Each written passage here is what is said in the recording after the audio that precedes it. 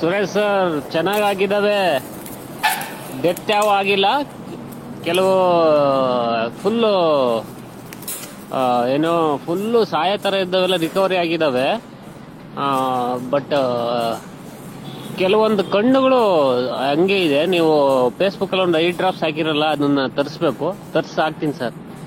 ಚೆನ್ನಾಗಿದೆ ಸರ್, ತುಂಬ thanks Suresh sir.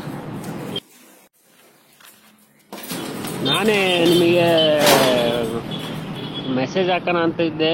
ಸಿಕ್ಕಾಪಟ್ಟೆ ಸ್ಟಡೀಸ್ ಸರ್. ನೈಟು ಬೆಳಗ್ಗೆ 7 ಗಂಟೆಗೆ ಹೋದೆ, ನೈಟ್ 11 ಗಂಟೆಗೆ ಬರ್ತಾ ಇದ್ದೀನಿ. ಟೈಮೇ ಇರಲಿಲ್ಲ, ಸಾರಿ ಸರ್.